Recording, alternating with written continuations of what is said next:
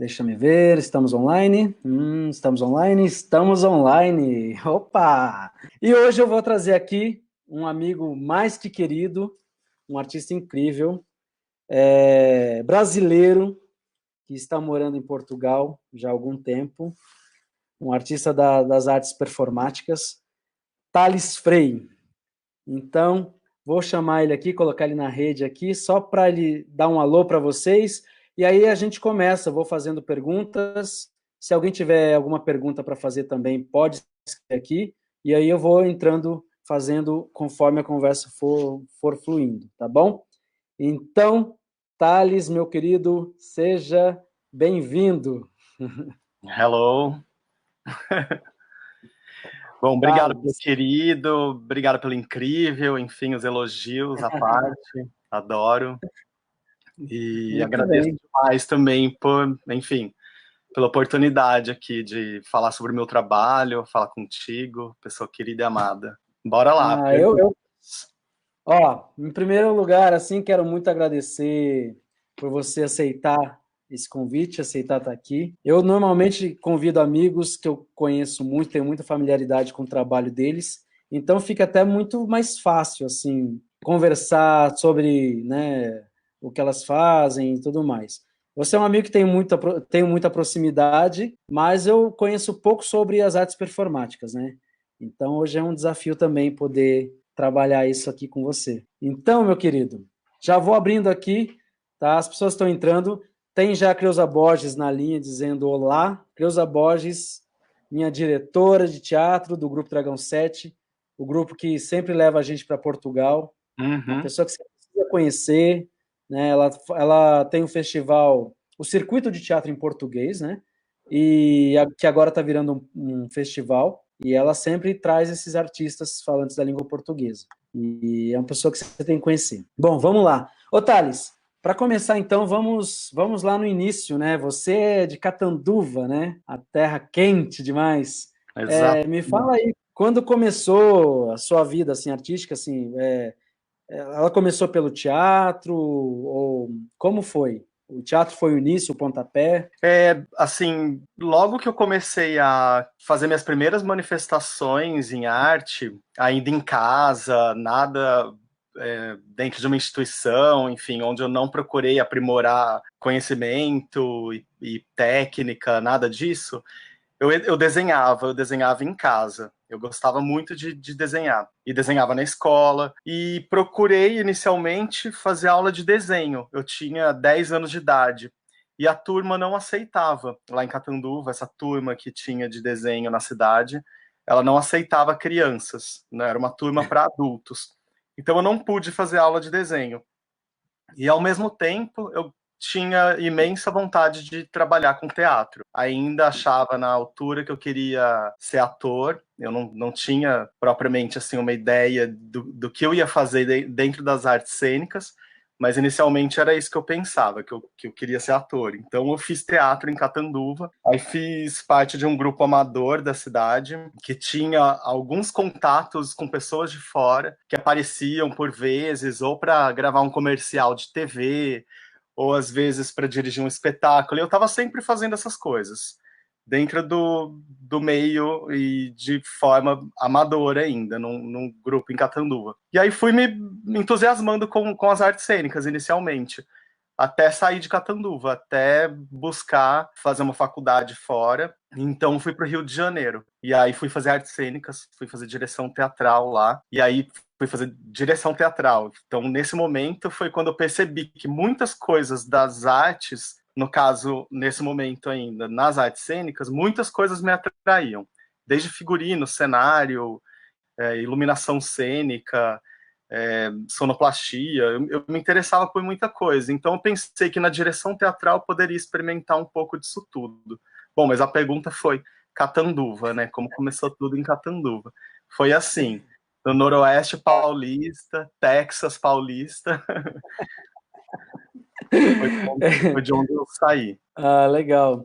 E você, e nesse trajeto assim, você foi tendo muitas referências, né? E quais são as referências que te transformaram, que mudaram a sua cabeça, assim? ou o teu olhar para o teu trabalho, para a tua trajetória? Ali da cidade, né? Então, falando desse início, quando eu era ainda criança, assim, o meu avô era uma figura que eu admirava muito. Meu avô, ele tocava violino, era um advogado e historiador, professor de geografia, tinha, assim, era interessado por diversas áreas do conhecimento humano, mas era uma pessoa da área de humanas. Então ele me influenciava muito, porque recitava poesia, fazia saraus na minha casa, eu adorava, achava o máximo. Então aquilo tudo me entusiasmava muito.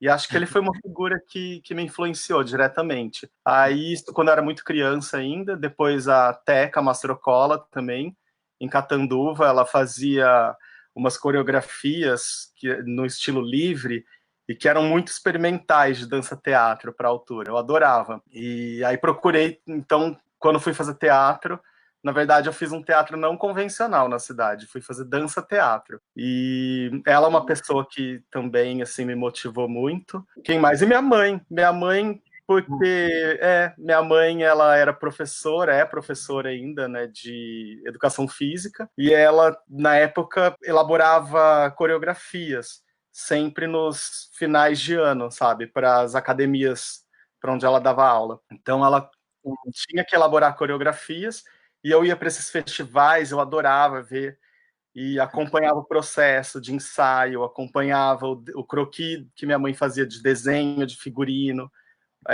o que ela pensava de música para produzir aquilo. Então eu acompanhava, de certa maneira, o processo de criação da coreografia. E isso, com certeza, foi influência para mim também. Naturalmente, você já sempre esteve atento a isso, né? Com os olhos, né? Consciente e inconscientemente, já com o olhar direcionado também, né? Já estava, e assim, eu estava e estava ao mesmo tempo. Eu tenho duas irmãs, elas estavam, assim, que têm praticamente a mesma idade que eu.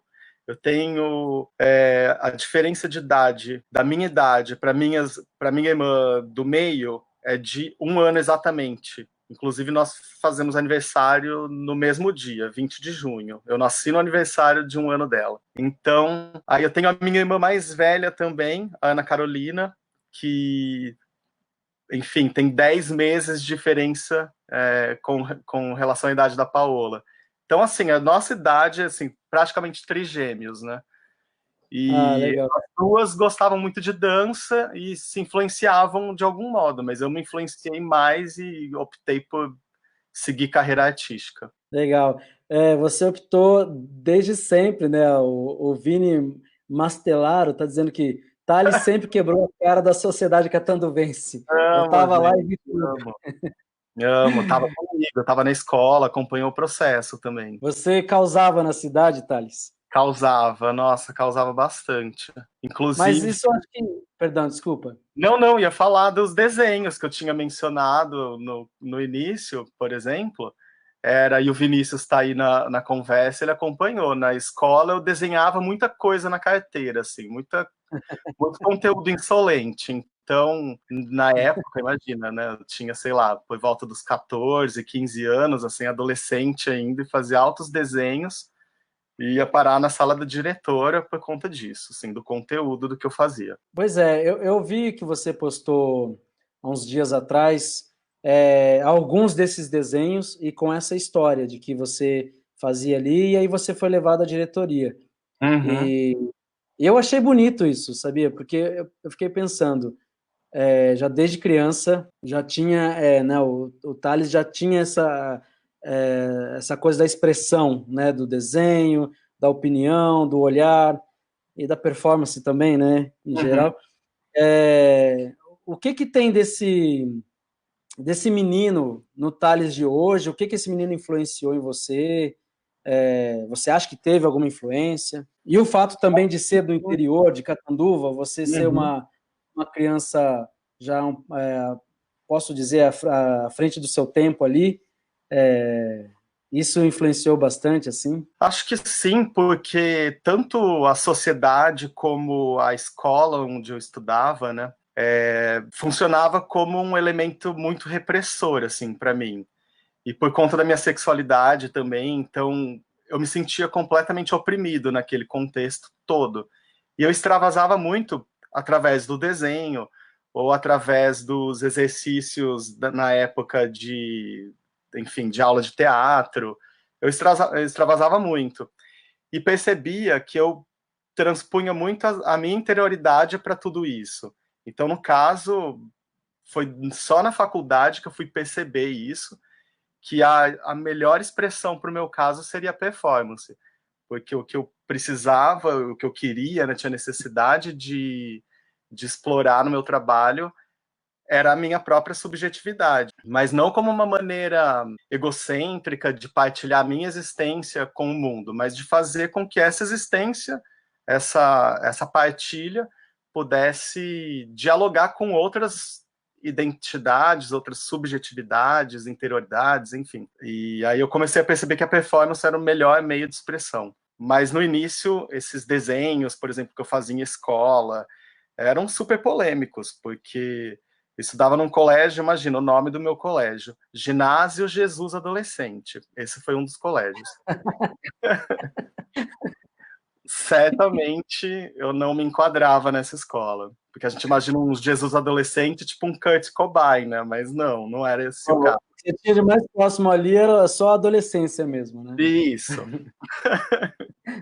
Jesus adolescente. Ô, Thales, então, o que eu vejo, assim, o teatro, seu direcionamento para performance, no sentido de ampliar mesmo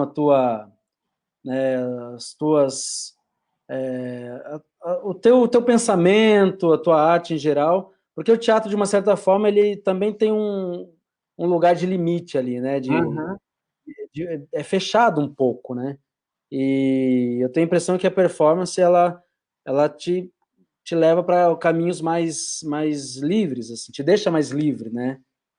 Você pode tanto fazer um trabalho coletivo como pode fazer um trabalho individual e subjetivo, né? Uhum. Então, assim, eu queria que você explicasse para muita gente que está aqui o que é a performance, o que você difere a performance do teatro ou de outras artes, assim, em geral. Bom, no caso, assim, não vou dar uma aula, uma palestrinha aqui de performance, mas assim, dar um resuminho, né? Um conteúdo assim bem prático. No teatro, a interpretação, né? O elemento, tem a interpretação. E na performance não. Na performance, o artista não interpreta outra pessoa, né? Ele não faz o papel de outra pessoa.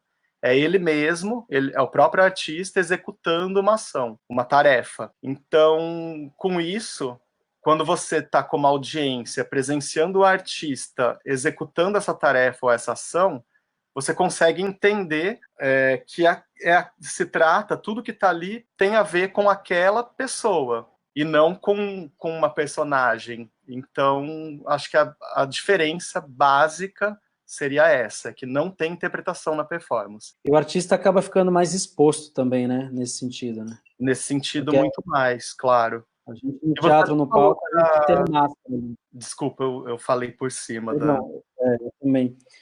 Eu tô falando que no teatro a gente tem a máscara ali para nos proteger, né? O personagem tem o filtro.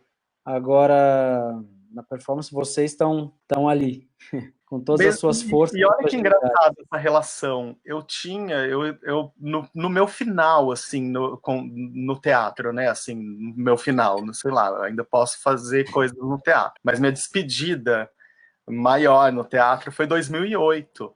Foi quando eu fiz o último espetáculo como ator, assim, em cena, com texto decorado, de quinta a domingo, em cartaz, em São Paulo, sabe? Foi a última experiência que eu tive. Que era uma peça super convencional, no palco italiano, cena frontal, no Teatro da Funarte e a direção do Abu Janra. Então, era muita responsabilidade. E eu tinha que entrar com aquele texto decorado para dizer para a grande audiência. E começava a me dar pânico, sabe? Apesar de estar protegido, você disse, né, que parece que é mais limitador tudo isso, ao mesmo tempo isso tudo me deixava enlouquecido. Eu tenho, acho que, mais facilidade de contar com o imprevisto da performance, de permitir que esse medo venha à tona, fique transparente, sabe? E sendo ator, fazendo personagem, isso me dava um certo desespero. E acho que foi isso, assim, foi a minha despedida. Eu percebi que eu não tinha mais prazer em fazer teatro. Quando eu ia entrar em cena, eu sempre me arrependia de estar fazendo aquilo. É Impressionante. louco, é louco, porque para mim é o contrário, assim, né? Eu gosto desse lugar seguro, né? Para mim é seguro, né? Uhum. E o lugar que é mais, que estou mais exposto, que estou mais livre para. Eu gosto também do improviso, mas ainda o improviso no teatro ainda tem um lugar seguro, né? Por Sim, exemplo, eu tive a felicidade de participar de um trabalho com você, né, sim, aqui em São foi. Paulo. E para mim foi muito difícil. Não parece, mas foi, né? Até Porque porque a assim, tarefa era bem pesada, né? sim, para quem não viu esse trabalho, a gente ficava uma dupla, né, de frente para o espelho, cada um espelho dupla face, né? E a gente ficava beijando ali durante o tempo determinado, sem parar, se beijando com o espelho entre o casal. Só que chega um momento que você começa a olhar o espelho, você começa a ficar meio tonto, porque você está indo para um lado, mas o espelho está te mostrando o outro. Então você começa a entrar. Eu comecei a entrar num lugar de tentar buscar o controle, né? De não desmaiar, não cair, não. Então isso eu achei muito interessante assim. Eu fiquei completamente exposto, completamente num lugar de puta, vou parar, mas ao mesmo tempo não, vou para esse limite aí. E foi Uhum. uma experiência muito interessante assim, muito forte assim para mim. E foi aí que eu comecei a Não, ver. foi muito É, legal você fazendo a ação da performance. Foi 2016, isso já faz muito tempo, né? 16, passa rápido. 16, passa muito Foi rápido. na Galeria Olido, né? Foi no Teatro Municipal, Fundação Teatro Municipal, mas é no Paço das... Não, Isso, na Praça das Praça das Artes. Artes. Praça das Praça das Artes. Artes. Legal. Então, já que a gente entrou aí, fala um pouquinho dessa sua. Você está morando hoje em Portugal, né? Uhum, Há alguns anos, né? Então, e a partir do momento que você foi para aí, você passou a viajar muito para o Brasil aqui para trabalhar, para apresentar uhum. as suas performances e tudo mais. Fala um pouquinho de como é isso, os lugares que você apresenta, né? O que é critério para você quando você vem para cá? Bom, eu me mudei para cá, né, para Portugal, para o Porto, e aqui fiquei desde que mudei. Vim em 2008. Vim com o pretexto de fazer um mestrado e, claro, seguir carreira artística por aqui, e lá e acolá, enfim. E quando eu vim fazer o mestrado aqui, eu já vim buscando o mestrado nas artes visuais e saí da área do teatro na pesquisa. Isso, claro, me conduziu para um caminho mais híbrido, mesclando a performance, usando a performance como mescla, né, das artes cênicas e visuais. E isso foi um ponto que me fez encontrar performance. Aí, o outro ponto foi o fato de chegar aqui com um currículo de pessoa da área do teatro, mas com referências que aqui não tinham importância. Então, por mais que eu tivesse trabalhado com pessoas de muito renome no Brasil, eu chegava aqui com um currículo, tentar entrar em grupos e oferecer trabalhos, isso não tinha peso algum. Então eu percebi que eu tinha que fazer trabalhos mais autônomos, autorais, que fossem meus. E a performance foi um meio eficaz para isso tudo. Acho que aí eu consegui de vez praticar performance e ter como principal meio de expressão artística. Eu já praticava performance desde 2006, assim, de modo menos intuitivo, mais racional, sabe? Entendendo o que é o gênero artístico. Então, isso desde 2006. Mas em 2008 eu acabei fazendo performance aqui. E aí, quando eu vim para cá e fazer performance em Portugal, claro, o meio é muito restrito dentro de um país para viver de performance e pagar as contas fazendo performance. Então, eu comecei a criar estratégias de oferecer meus trabalhos para as instituições. mas não só em Portugal. Então eu pegava assim o mapa mundi, na época eu pegava o Google Earth e ficava olhando os países que me interessavam e conhecer e apresentar meu trabalho. Aí pegava a capital, depois a segunda maior cidade, a terceira maior cidade, e começava a fazer esse processo, e anotando, sondando as instituições e oferecendo os trabalhos. Aí o Brasil, claro, por conta da língua portuguesa, pelo fato de eu estar fazendo mestrado fora do país, tudo isso foi uma vantagem, sabe? No meu currículo, no meu projeto, né? Ele deu um peso grande no meu projeto. E as pessoas com quem eu tinha trabalhado antes, que estavam no meu currículo, eram todas do Brasil. Então, no Brasil, eu consegui vender muito mais meu trabalho, depois que eu saí daí e depois que eu comecei a trabalhar com performance. Porque também a performance era mais fácil, sabe? Tinha muito menos gasto, não tem uma equipe imensa para viajar, não tem cenário. Enfim, é o meu corpo, um objeto ou outro, às vezes nenhum objeto, e é fácil, é mais prático para sair de um lado e para o outro. Sim. Então, eu comecei O a custo também é menor, né, para quem financia, né? Não entendi, desculpa. O custo também é menor para quem financia, né? Então, Sim, é isso. No final das contas, quando faz o orçamento completo do espetáculo ou da performance que está sendo vendida, né, ela sai bem mais em conta para a instituição.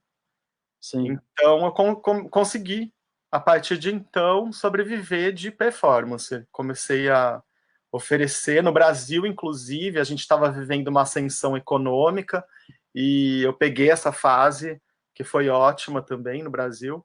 Então, eu tinha esse trabalho contemplado nas instituições, principalmente no SESC. E aí, uma coisa também que ia de encontro com o que eu pensava era que eu fazia o trabalho de arte não necessariamente para as pessoas que estão do meio da arte, não para as pessoas que estão ali avisadas sobre o que elas vão ver. O SESC tem muita gente desavisada transitando, né? Tem gente que está indo para aula de natação e de repente está vendo uma performance. Então isso me agradava demais, assim. Aí é uma instituição que eu trabalhei todos esses anos e continuo trabalhando. Legal. Ô, Thales, tem uma moça aqui, a Ana Cândida Carvalho, Uhum. uma fotógrafa de Teresina, Piauí. Ela está perguntando, nas performances, esse encontro consigo exige algum trabalho psicológico? Você acha que é autoterapêutico? Não, a arte, ela sim, ela não é terapia, mas pode ser, né? Terapia, não sei, acho que sim. Mas não é como você encara, né? Não busco isso como terapia, mas acaba exorcizando com certeza mil questões. E Legal. com isso eu fico mais leve mesmo. Acho que extravaso muita coisa através dos meus trabalhos. Legal. O Thiago está perguntando, o Thiago Carvalho, acho que é seu amigo, né? Sim, Ele está perguntando: vende-se, aceita débito, lembra? Santo de casa não faz milagre, saiu do BR para ser reconhecido lá. Ah, é. Ele está falando, ele está perguntando de algum espetáculo, né? De algum trabalho seu. Esse é um que Vende-se. eu vendia as roupas do corpo. Foi logo que eu cheguei aqui. Foi um dos primeiros trabalhos. Eu fui para a rua com uma placa escrito Vende-se e fui numa praça onde havia. Era um ponto de prostituição, essa praça. Não, não declarada, né? Todos sabem que é, mas enfim, é ilegal, supostamente. Então, era um ponto de prostituição e eu fui assumido, assim, com uma placa, mas na verdade eu não estava me colocando à venda, né? Eu colocava as roupas do corpo à venda. Então era isso, eu fazia tipo uma espécie de loja de segunda mão, um brechó ambulante, vendia as roupas do corpo, tinha negociação com as pessoas de valor e tudo, tinha os preços em cada adorno corporal, cada elemento, eu usava uma máquina de cartão de débito e crédito. Então, eu vendi. Aqui não funcionou tanto, eu vendi alguns itens em Portugal, mas as pessoas são mais comedidas, então elas tinham vergonha, porque no final das contas, o que acontece? Elas estão pagando para que eu tire a roupa. É quase um striptease. E isso aconteceu, essa dinâmica funcionou bem no interior, em São Paulo, por incrível que pareça. Foi em 2014, não, 15, 2015, num festival em Limeira, festival de performance. Foi incrível. Eu terminei só de roupa íntima. Aí a roupa íntima é mais cara, então ninguém quis pagar, sabe? Safadinho.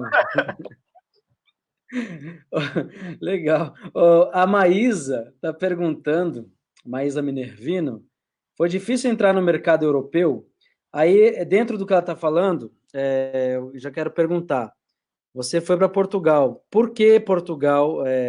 Por que essa escolha de ir para Portugal, morar aí? E também como foi esse processo de entrar nesse mercado, né? Que é difícil um estrangeiro chegar e já entrar no mercado alheio, né? Como é que foi? Na época, quando eu vim para cá, 2008, né? Então, Portugal e a Europa, né? Na verdade, estava vivendo a crise econômica. Então, quando eu cheguei aqui, eu era visto como alguém competindo. Então, foi difícil, foi bem difícil. Mas como eu vim com o pretexto, inicialmente, de fazer o mestrado, eu era um estudante. Então, eu não era propriamente visto como um concorrente. Eu era visto como um estudante. Mas, claro, aí dentro do âmbito acadêmico, eu fui mais ou menos percebendo também essa competição grande. Eu não tinha inicialmente o intuito de dar aulas aqui em Portugal. E nos trabalhos artísticos, eu percebia isso, que era difícil adentrar as instituições. Eu de fato consegui fazer meu trabalho ser inserido em alguma programação daqui em 2012. Caramba. 2012 foi a primeira vez que eu consegui inserir dentro de uma instituição, assim, uma coisa mais oficial. Antes eu fazia muita coisa na rua, eu registrava sem aviso prévio, por experiência para mim mesmo, quando eu comecei a fazer performance, registrava esse trabalho e aí depois eu apresentava o registro como trabalho em outros contextos, como vídeo, documentário da performance, né? Como uma vídeo performance. Isso em 2009. Aí 2010, então, quer dizer, eu fiquei 2009, 10 e 11 sem ser inserido em instituição aqui, para apresentar oficialmente meu trabalho em algum lugar aqui, na Europa, no geral. Aí 2012 eu consegui, aí foi um espaço chamado Maus Hábitos, e é um espaço onde eu trabalho até hoje com essas pessoas. Foi o primeiro espaço que me deu oportunidade aqui no Porto. E depois, em 2015, aí foi o Teatro Municipal, enfim, aí Bienal. E aí, de 2015 em diante, acho que eu consegui inserir mais meu trabalho nesse contexto aqui de Portugal. Legal. Veja. E você fez mestrado e doutorado aí, né? Você precisou Fiz. fazer tudo isso para os caras te respeitarem, é isso? Olha, sabe que foi, talvez, acho que sim, acho que foi o mestrado, ele legitima, né, o teu Sim. discurso. De repente está falando exatamente a mesma coisa que já falava, mas aí vem algo que te legitima. Então, eu fazia o mestrado aqui, fiz em teoria e crítica da arte, foi excelente para mim, porque eu sou uma pessoa da prática artística mesmo, nunca, nem na graduação, fazendo a UFRJ, também as pessoas eram todas muito focadas em seguir carreira acadêmica, e na época eu não tinha esse intuito, de seguir carreira acadêmica. E aí, quando eu vim fazer o mestrado aqui, eu fui flertando também com essa possibilidade, porque era um mestrado teórico, não era prático, mas ao mesmo tempo, dentro dessa teoria, eu reconheci a minha prática, que foi a da performance. E aí o doutorado eu fiz em um doutorado prático. Fiz em Coimbra, fui para o departamento de letras em Coimbra, ou seja, super tradicional, e propus um projeto prático para lá, o que não foi muito fácil para eu convencer o meu departamento, mas meu orientador era super para frente, ele acabou aceitando, e foi incrível. No final, foi incrível o doutorado. Fiz com leveza, não sofri, nem um pouco. Tem muita gente que faz sei lá, o mestrado ou doutorado, sofre pra caramba, né, para escrever ou para apresentar, morre de medo. Eu fui sem grandes pretensões, eu simplesmente fiz a pesquisa sobre a minha prática mesmo, ou assuntos que me interessavam, e estava tranquilo para falar deles. Então O eu Thales gostei. é um, Thales é um menino muito estudioso, gente. Imagina, né? É Tô pior que eu sabendo que sou. ele fez duas faculdades ao mesmo tempo no Rio de Janeiro. Fazia indumentária também, imagina que absurdo. Fazia, às vezes, 12 matérias num semestre. Totalmente desumano, assim. Não... Não, louco, louco, louco. Louco. O Richard está perguntando, Richard Silva. Olá, Thales, sou de São Paulo, conheci seu trabalho a partir da professora Maju, quando tive aula de performance na faculdade. Bom, como você se relaciona com a dor expressa em um trabalho? Você acha que a entrega, como em trabalhos do Chris Burden, Burden. torna um performance essencial, sincera?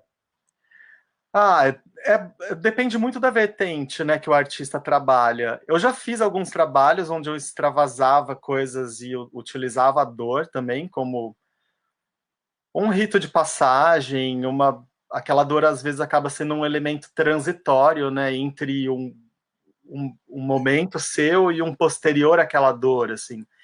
E tem pessoas que utilizam essa dor também como uma forma de resolução de uma dor psíquica, às vezes. Aí você usa a dor física como uma maneira de anular essa dor psicológica, enfim. Eu particularmente não utilizo, mas utilizo o tempo muito alargado.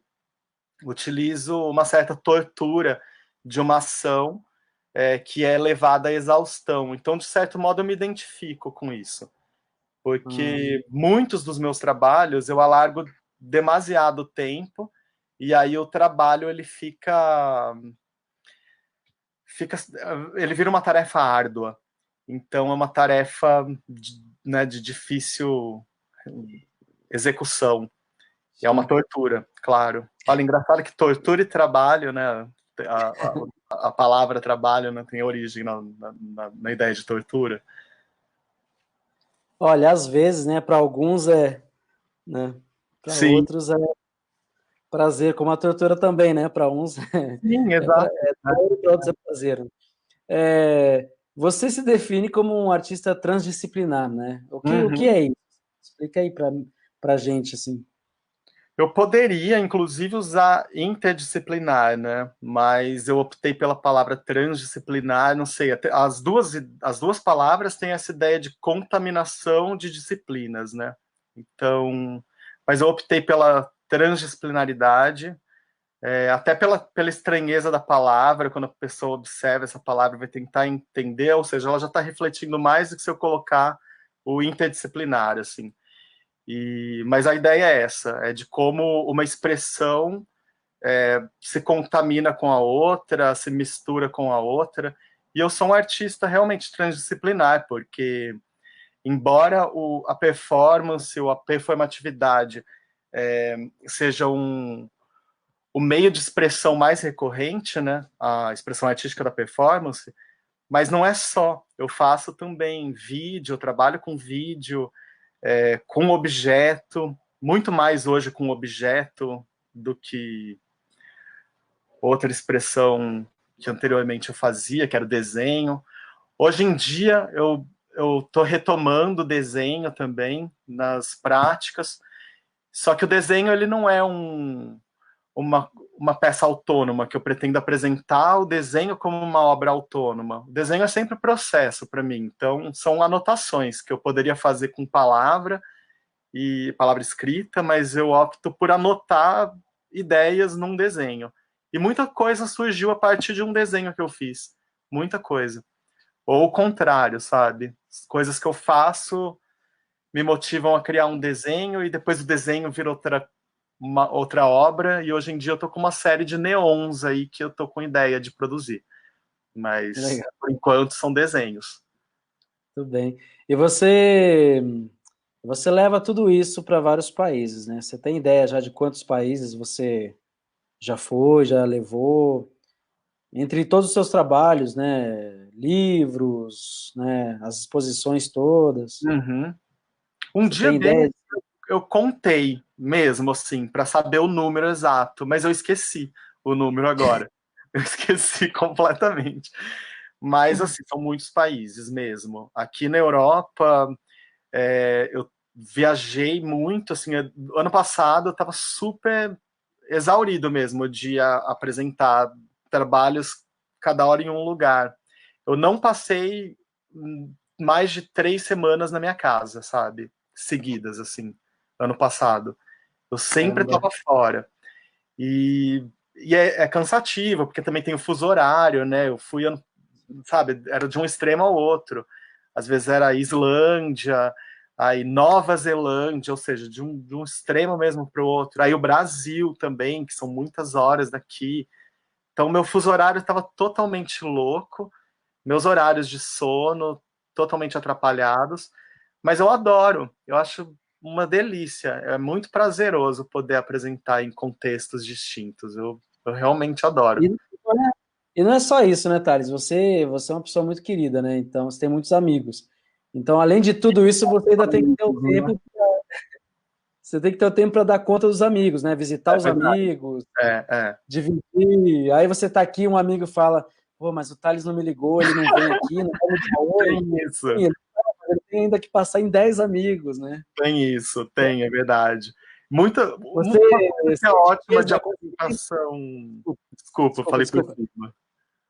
Não, não, eu queria falar, você sente peso na consciência em às vezes não conseguir visitar todos os amigos? Nossa, eu sinto muito, gente. Tem época que começa a anotar, assim, sabe? Eu coloco tipo trabalho, né? Coloco na agenda, assim. Tenho que encontrar fulano, tenho que ver a filha da minha amiga que nasceu. E agora nessa idade começa isso também, né? Todo mundo É. começa a ter filho, aí você tem que conhecer a filha, o filho. E então é compromisso, claro que é. Mas uma forma eficaz, né? A gente que trabalha com arte ao vivo é convidar todo mundo para assistir nosso trabalho, porque aí depois no final a gente se encontra e fica lindo, né? Aí olha o Thiago mandando xiste para mim, né? Tá vendo? Seus amigos, eles vêm aqui e dão um jeitinho, né? É Deixa brincadeirinha, mas é verdade, né? Assim, não, e é verdade. Eu tô em falta com ele. E deixa uma coisa que eu acho que a gente está vivendo aqui hoje, uma coisa bem séria, que são algumas censuras assim. Uhum. Teve um tempo que você foi meio que censurado pelo Facebook, né, por postar as suas obras, né, numa plataforma que deixa pessoas postarem um monte de bobagem, violência, E, discurso de ódio, mas um trabalho artístico ele não é bem-vindo às vezes, ele é censurado. Como você lida com isso e hoje, nesses tempos, principalmente quando você vem para o Brasil, você sofreu algum tipo de censura ou do contratante? Não, não precisa falar quem, se sofreu, não precisa falar quem é, mas assim, ou de algum público que passou por ali e, e fez algum comentário não muito bom assim ixi, não, sobre. isso aconteceu muito, né? Comentário, assim, de público, às vezes, que tava no lugar. Em algumas situações isso já aconteceu. Tem um trabalho de performance meu que consiste num beijo, é muito simples. É um beijo entre duas pessoas de sexo opostos e se beijam por 30 minutos e os trajes são trocados por convenção social. Então, ela com trajes ditos masculinos e ele com trajes ditos femininos. Então, esse beijo ocorre por 30 minutos num espaço público. E isso foi na Suécia. Na Suécia tinha gente passava assim, desde o comentário, isso não é arte, até do tipo, que pouca vergonha, pessoa se beijando esse tanto de tempo no espaço público. Aí ainda foi assim, até razoável, né? Mas já passei por situações horrorosas de ter que tirar meu vídeo, por exemplo, que estava em exposição, e ter que tirar meu vídeo, trocar de um dia para o outro. Porque tinha, sei lá, um corpo nu no vídeo e não podia ter.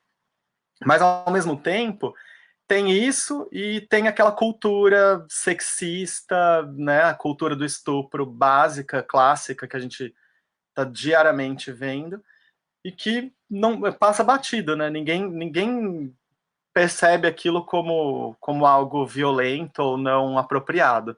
E um Pois é. corpo nu que não é nada, é o significado desse corpo. A sexualidade, quem atribui nem é o próprio artista, às vezes, né? No caso do que eu estou falando, era simplesmente um corpo nu. Não tinha nenhum teor sexual. Quem dava esse teor era o próprio espectador. Então, a pessoa que se incomodou é que deu esse teor. Então, diz muito mais sobre ela do que sobre o trabalho, inclusive, né? É E uma cabeça. mas a censura recente tem uma que eu até cito, assim. Essa eu vou fazer questão, porque foi muito estranha. Foi ano passado, eu tenho uma performance que eu criei um par de sapatos. É um par de sapatos especial, assim. Ele é bem especial, esse par de sapatos. Ele conecta meu corpo com o corpo do Paulo, com quem eu sou casado. Então, se eu executo a ação que é usar esse par de sapatos por 2 horas seguidas. Aí, no caso, em algumas situações eu fiz por 4 horas seguidas, né? E outro recorte de tempo. Isso foi na Bienal Sur, em Buenos Aires, e eu faria num determinado espaço lá na Bienal. Eu cheguei 2 dias antes para o trabalho, e aí o diretor da Bienal me convidou para tomar um café com ele na Recoleta, num café super chique. E aí eu fui até pensando, nossa, que prestígio, né? Vou tomar um café. Me senti super, enfim, lisonjeado, assim, e aceitei o convite e fui acreditando que era porque eu estava sendo visto como um artista especial, mas não. É porque ele ia me comunicar que meu trabalho não ia ser exibido naquele espaço, que ele ia ser trocado para um outro muito melhor. De fato, foi para um lugar muito melhor, com muito mais visibilidade. Mas a performance trocada na última hora, ela foi para um espaço onde a exposição já estava inaugurada. Então eu não teria um público de abertura. E no espaço onde eu faria, estava lotado, sabe, de público. Então eu apresentei a performance, claro, para um público mais restrito. Saí em desvantagem nesse sentido. E Claro. em vantagem por estar num lugar prestigiado. E aí, só que eu não me dei conta no instante que eu não sabia, né, que estava havendo uma censura. Quando eu estava na Islândia, isso meses depois, sei lá, 3, 4 meses, eu recebi no Instagram veio uma marcação de alguém colocando, que pena que essa obra foi censurada no espaço X e passou para o outro, porque afinal fui ver a performance e não tinha nenhum motivo para tal censura. E aí eu achei aquilo esquisitíssimo. E fui falar com a pessoa que fez o comentário. E aí ela me situou, falou que ela trabalhava internamente na Bienal, assim, não na Bienal, mas na instituição onde estava tendo a exposição. E aí ela explicou que sim, que teve uma censura e que tiveram que trocar às pressas o meu trabalho. Então, para me dar um cala-boquito, sabe? Eles me deram um espaço bonito, me pagaram um cafezinho na Recoleta, entende a Aham. estratégia qual foi? Mas E é estranho, né? Porque você não se sentiu agredido depois, sim, meses muito, depois? meses depois, eu me senti um completo idiota, porque aí também já é tarde demais para eu Claro. questionar, sabe? Engoli, tô verbalizando agora publicamente, assim. É uma agressão estranha, né? Porque é uma agressão que você fala, nossa, eu fui agredido há meses atrás e não percebi, né? Que isso foi uma agressão, né? Sim, A, é isso. a minha liberdade de expressão, a minha arte, né? É. E eles me convidaram, não fui eu que cheguei lá, né? Isso. Não, no caso, eu fui inscrito ali na Bienal, Sim, mas selecionado, eles têm opção. Você manda o material antes, você manda tudo. mas me Eles tinham opção de selecionaram, falar, ou seja, eles é, sabiam o entendeu? material que eu ia apresentar, né? Eles não escolhem no Unidunité, Não, entendeu? então, Então, exatamente. nossa, é trash. Aqui a gente está passando por umas dificuldades assim imensas assim. Eu tenho espetáculos de amigos, espetáculo infantil que foi censurado. ah, Enfim, não vou falar muito também a entidade aí, mas uma entidade que sempre contrata os artistas porque falava de minoria, falava Hum, de espetáculo tá infantil só porque na proibido, verdade né? tinha a palavra cigano no título. Só por isso. Onde já se viu, né? Pois é. Ai, E aí gente, foi cancelado uma semana antes, 2 semanas antes de fazer a temporadinha. ridículo. Tá bizarro. E tem uma pergunta aqui para você, da Maju. Manda ver. Como esse tempo de recolhimento está influenciando em sua criação? Tem processo novo no forno? Então é isso, assim, Cara, já que está parado, como é que está acontecendo as coisas? eu acho que assim, claro, né? Assim, a gente oscila muito também o temperamento, né? Tem dia que eu tô super sensível, choro, não faço nada, tem dia que eu tô produtivo, faço faxina e crio arte. Mas agora, assim, eu tô criando muita coisa. Por exemplo, esses desenhos que eu tô engatilhando aí, uma série de neons que eu quero fazer para uma exposição futura. Tem projetos também que já estavam programados para acontecer. Claro, tem o adiamento. A gente acredita que eles, né, possam ser realizados ainda. E mas eu tenho um projeto que eu estou fazendo, inclusive, numa disciplina eu tô lecionando na Universidade do Minho, sabe? Eu não, Sei. é muito legal, assim. Eu fui convidado como professor para uma disciplina prática, chama Laboratório 6, onde o artista pode aplicar o conhecimento que tem e fazer daquilo um processo de criação livre. Pode ser dramaturgia, o que for. E no caso, eu estava fazendo em performance, com o objetivo de fazer uma criação que tivesse o objeto, é, o objeto performativo que levasse o grupo a apresentar algo que se assemelhasse à escultura e também à dança. No final das contas, por conta da quarentena, isso tudo se transformou numa video performance. Então agora eu estou nessa criação. O desafio dentro da quarentena foi como continuar essa disciplina que é prática, é um processo de criação com esses alunos todos, e o que eu poderia fazer. Então, assim, naturalmente, acho que eu fui conduzido a chegar nessa resolução, que vai ser a video performance. E está sendo super interessante, porque eu tenho esse diálogo com os alunos. Agora até a gente fica mais motivado, porque está mais sensível também. Então tem o diálogo particular com cada um, tem o diálogo em grupo, às quartas-feiras, que é o dia da aula, e depois essas conversas paralelas. Tem sido super produtivo para mim e para eles. E eles têm me apresentado materiais lindos também, que me influenciam muito. Então, acho Que que sim, legal, acho que estou conseguindo produzir. que bacana, Thales. É, e você né, você está há quantos anos aí? 10 anos já, né? Ou 12? 11 para 12 já. 12, é 2008. É. E você já é um artista da casa, né? E Sim, nessa pandemia, nessa reclusão, o governo tá fazendo algum trabalho de ajudar os artistas? E se está fazendo, você conseguiu entrar nessa lista, assim, né? Tem algum subsídio que o governo dá para poder, né, ajudar de alguma forma, né? sim, até tem alguns, assim, não é grande coisa, mas existem iniciativas.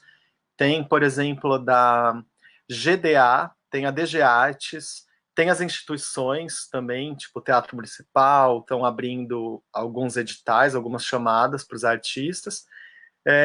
De todas, eu tentei a da fundação da Gulbenkian, né, Kalosh Gulbenkian, e eu fui contemplado, porque ali não era um concurso para apresentar um projeto de arte e aí eles fazem uma seleção do que é melhor, do que é pior. Eu achei muito ético o modo como eles fizeram, porque não gera competitividade, que é o que tem acontecido, né? As pessoas, Sim. no meio de uma pandemia, sem ter dinheiro para pagar a conta no final do mês, ainda tem que ser criativa e arrasar e ser aprovada. E não é o caso, né? Então ali foi muito interessante porque eles simplesmente pediram documentos, assim, quais foram os contratos que você perdeu ou os cancelamentos que você teve, apresenta a prova disso e, mediante essa prova, eles te dão um valor. O valor prometido inicial era o dobro do que eu recebi, só que como teve um número de inscritos superior ao que eles imaginavam, eles pegaram o valor total e dividiram pelo número dos inscritos. Então, todos acabaram por ser contemplados, todos que tiveram trabalhos cancelados. Achei Igual super aqui. ético. Foi incrível. Igualzinho. Igualzinho. Mas eu também acho. É.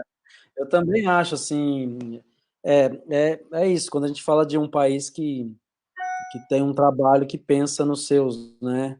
Sim. E não tem sentido deixar a população e essa população artística jogada, cara. Não tem. E dinheiro tem. Dinheiro tem. Ninguém tá pedindo dinheiro Esmola. para Não. esmola ou dinheiro para ficar curtindo. É dinheiro para viver, para Sim. pagar conta, até para fazer a economia girar, né? Não, e agora mais do que nunca, né, o trabalho de arte, assim, ele começa até a ser valorizado. As pessoas estão em quarentena, o que que elas vão fazer para se entreter, né, para se distrair em casa, né? Elas consomem arte, consomem, enfim, livros, consomem filmes, séries, sei lá, e tudo isso envolve 300 mil pessoas aí, né, sei lá. Pois Falei é, 300 mil, pois é. muito mais do que isso. Mas envolve mesmo. Você Envolve mesmo. pega só o seu trabalho, que sai de Portugal, o cara que te leva até o aeroporto, o Isso. piloto, que vem aqui, o táxi, a comida, o lanche, a bebidinha, onde você passa, o dinheiro está circulando, né? Aham, é isso. Até o produto final, entendeu? Até a apresentação e a volta para casa. Então, está circulando o dinheiro, né? Uma economia aí. E quando as Mas pessoas avaliam o valor do que é atribuído para um determinado projeto ou artista, às vezes o que elas condenam é porque elas pegam um valor bruto e nem pensam que aquele valor bruto é para pagar toda uma equipe, tem imposto, inclusive, né? No meio que desse não é valor. barato. Não é barato. Enfim, o que sobra para cada um é o que é justo. Às vezes nem isso, né? Às vezes é muito injusto, na verdade. Até porque normalmente os artistas, né, fazem o valor justo, né? Quem faz o valor acima é realmente quem consegue atrair, tem nome forte e consegue atrair grandes empresas, grandes nomes para patrocinadores. E aí a pessoa vai ter um lucro alto aí em cima disso, mas é do trabalho dela também que ela está vendendo. Mas normalmente os artistas cotidianos fazem preços justos, porque a gente sabe que se a gente também coloca um valor muito alto, não vai vender, né? Não vai ser contratado. Uhum. Então ninguém ganha rios de dinheiro, né? Não, não é isso. Nada disso. E, ô Thales, a gente já tá com 55 minutos, cara. Foi muito rápido, né? Nesse tempo. Eu não tô aqui à disposição. Tá, a minha ideia é tentar fazer no máximo em 60 minutos. Então, como passa muito rápido, se você puder responder rapidinho uma coisa, você sente diferença em apresentar as suas obras aqui no Brasil, para o público daqui e para o público de fora?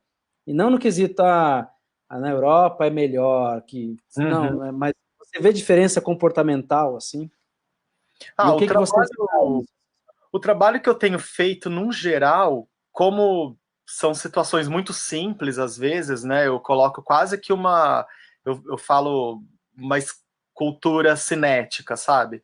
É quase isso, né? Eu coloco uma situação que tem um cinetismo, mas ela é para ser observada pelo que está ao redor ali, por um tempo alargado. Então eu pego essa mesma situação e coloco em contextos distintos, o que acontece é que, naturalmente, o tipo de reação revela como um estudo antropológico uma determinada sociedade. Então, sempre é diferente. No caso, no Brasil, as pessoas elas reagem mais, né? Elas estão muito vivas. E eu, na verdade, adoro. Porque quando eu apresento trabalho, sempre eu ouço comentários, tem as reações que revelam demais mesmo o contexto. E mesmo quando eu apresento aqui em Portugal, hoje menos, né? Hoje o Portugal está mais cosmopolita, então Mas quando eu cheguei, que era mais tacanho, assim, em 2008, quando apresentava um trabalho, tinha aquele tipo de reação contida, sabe? Isso já dizia muito sobre a sociedade também. Então, Claro. eu noto essas diferenças, assim. O Brasil reage muito mais. Instinto, né? É, Instintivo, né? os países latinos, né? Eu senti na América, na verdade, porque nos Estados Unidos eu apresentei em Chicago e eu achei o público parecido com o público de São Paulo, por exemplo. Ah, né? É, Um pouquinho blasé demais? Não, não dá para dizer isso, mas é diferente mesmo o comportamento. Que é do paulistano, né? Bom, tem 2 minutos, mas a gente vai passar um pouquinho porque tem uma pergunta aqui que eu acho bacana, da Maju também. manda ver. Vou fazer e aí a gente se despede, encerra.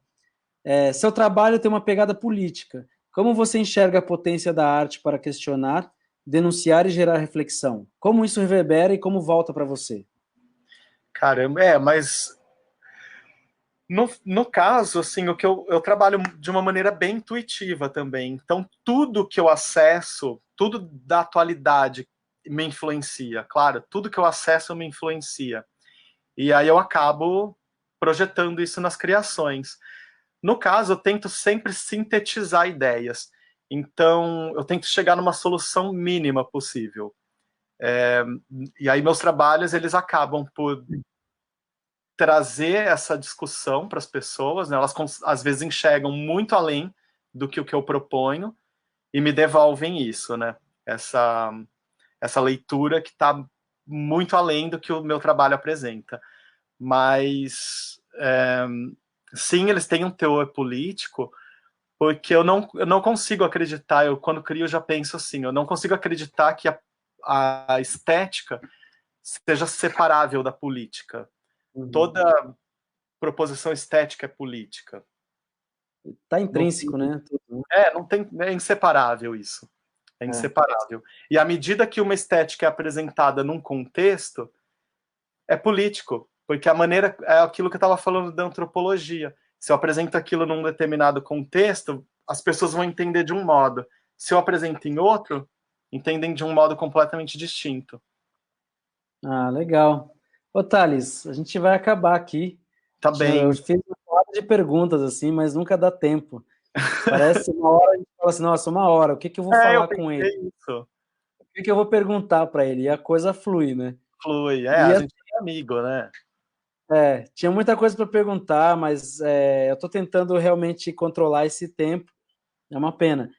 Mas, ó, pessoal, quem acompanhou a gente aqui, muito obrigado. Quem quiser acompanhar mais sobre o trabalho do Thales, tem as redes sociais dele, tem o Instagram, que é @ThalesFrei, tem o site do grupo da companhia dele, que chama Ciexcessos, então é ciexcessos.com.br, entra lá que vale muito a pena. Tem alguns vídeos no YouTube, no Vimeo, Uhum. acompanha, gente, é um artista que vale a pena. Obrigado mesmo para quem veio, para os amigos do Thales também, muito obrigado. Família do Thales, minha família também está aí, alguns amigos também. Thales, você quer dizer alguma coisa? Quero agradecer só pela oportunidade e, cara, foi um prazer, assim, bater esse papo também. Eu ficaria muito mais tempo aqui contigo, mas realmente acho que uma hora tá bom para divulgação aí, né, pro pessoal. E também as pessoas começam a cansar um pouquinho, vão saindo, Claro. e aí às vezes está falando muita coisa importante e se perde, né? Pouca gente acompanha. Mas estão aí E o os que mais que eu acessos falar? também, né? Desculpa, falhou. Não, diz que estão aí os acessos todos dados, né, dos Sim. trabalhos, enfim. Essa live eu vou subir para o YouTube também, para o Vimeo, para algumas plataformas. Quem tiver curiosidade depois de compartilhar, fica à vontade. Gente, muito obrigado. Semana que vem eu ainda não tenho o nome de quem vai estar aqui. Normalmente eu estou fazendo as lives de terças e sextas às 19 horas. Terça-feira sempre com um amigo brasileiro e de sexta com algum amigo de outro país ou brasileiro que está em outro país, tá bom? Já passaram por aqui alguns amigos do México, Angola, Moçambique, Portugal, Catanduva, e, e amigos aqui do Brasil, do estado de São Paulo, de outros estados. Então, quem quiser acompanhar aí na próxima semana, fica à vontade, tá bom? Thales, eu vou sair aqui pra gente, mas você fica aí porque a gente vai pro off aqui, tá? Tá bom, ótimo, espero. Um beijo, tchau, tchau, gente. Obrigado, Beijo, obrigado. obrigado. Tchau.